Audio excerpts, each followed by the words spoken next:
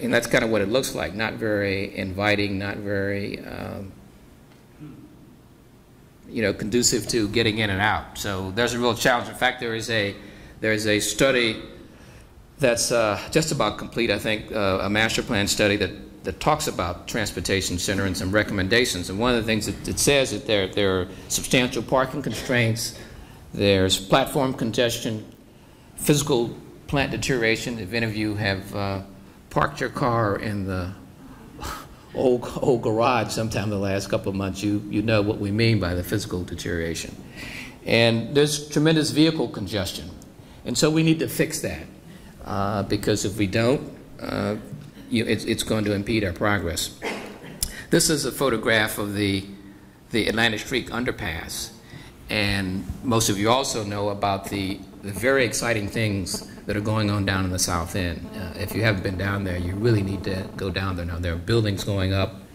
There are apartment buildings. There are I believe 225 new apartment units in the old Yale and Town building. There was a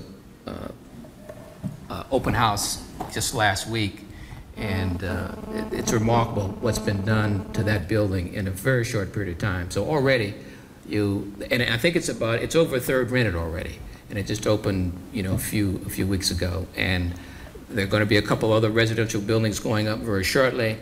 I understand that the Fairway Supermarket is scheduled to open in October, so very quickly things are going to be bustling in the South End. And I was amazed to hear, and I believe it was, well, I don't know who, I think it was a member of the Board of Reps, but someone who was suggesting that we ought to delay the second phase of the Urban Transit Way, which is the third project that I talked about, because he suggested that that development in the South End, given the current economic climate, development in the South End was not going to occur very rapidly. Well, I mean, I think there's evidence that's clearly not the case, because as I said, that building is up and a third rented, and in another 3 months we'll have a supermarket there. And so, you know, this is one of the gateways to downtown. So we clearly have to do something about that. And this is just a rendering or a sketch showing the completion of the Urban Transit Way. Phase 1 is essentially completed, or close to completed. Is that right, Robin? I think it is. And phase 1 is kind of struggling to get going. As you've been reading the newspaper, you saw the concerns expressed about using the tool of eminent domain. So the point being is that we want to get these projects going. Here's a schedule. This was from a presentation prepared by Josh LaCar, the Stanford transportation planner, that he made to the city partnership a few weeks ago. And it shows some of the projects on the drawing board down the left-hand side. And then in the right-hand column, it lists the year of completion. So, as I said, the Urban Transit Way Phase 1 is pretty much complete. And it talks about Urban Transit Way 2 not being completed until 2014. And Atlantic Street Underpass, which I just showed you, 2018. And East Main Street Corridor, 2020. And Elm Street, 2018, and Canal Street, 2018. You know, it goes on and on. Well, I would submit to you that that's just unacceptable. That won't cut it. And so the question is, you know, what do we do about it? And I'm here to recruit and enlist your concerns, your engagement, to help us figure out what we should do about it, because we simply can't wait. I mean, there are some who say that all 3 of those projects ought to be completed within the next 5 years so that we can plan for the future. I mean, there's talk about, and there's quite a bit of interest at the east side in putting a transportation or a train station at the east side and developing transitory development around that location on the east side. And the property owners are ready, but obviously these infrastructure projects that we talked about, the 3 that we just talked about, the transportation center and the Urban Transit Way and the Atlantic Street Underpass, probably take precedent over that. But we really need to get those going so that we can start planning for the future.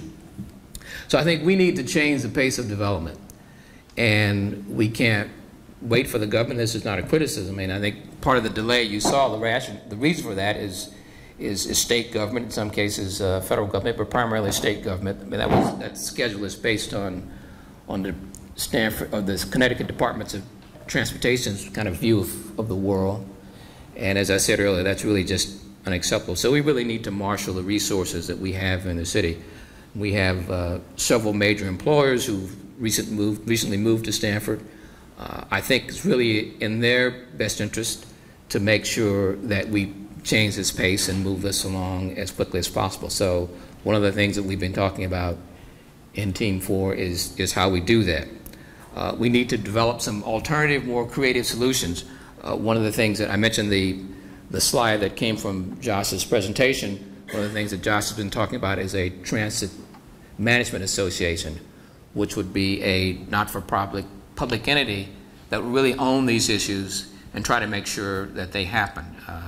Obviously in cooperation with government, because it's going to require tremendous financing to get these things done, but we really need to have an entity in the body politic that owns this issue and can make things happen. One of the other things we've talked about, and this might be an idea for the Innovation Center, Bill. I think we chatted about this briefly at the last Resilient Futures meeting, but I spent some early years in St. Louis, and when I lived in St. Louis, we had something called a service car system. There were two long corridors that ran the, I guess, north-south section of the city, and there was a very interesting transportation system. There were 9 passenger vehicles, small sedans, if you will, large sedans, actually, 9 passengers, and they just stopped at every corner on demand. So people would walk up to the corner, and the car would drive up, and they would wave, and they'd get in, and they'd ride 10 blocks, and they'd get out. They'd pay 40 cents or 50 cents or $1, whatever the cost was. And it was a very effective mode of transportation. That's how I went to work. That's how I frequently went to entertainment activities. And it's not inconceivable to me that something like that could work in Stanford, running up and down sort of the main corridor. So the point being is that we need some ideas. We really can't wait on the development of the transportation center and the other things. I mean, what happens if they do, in fact, take the years that we talked about to happen? We'll simply be choked. And so we need your help and your resources to think about how we solve these issues and bring the kind of mobility that we need to really realize on some of the other things that we talk about the creative habitat and the innovation society, as well as the innovative workforce. Thank you.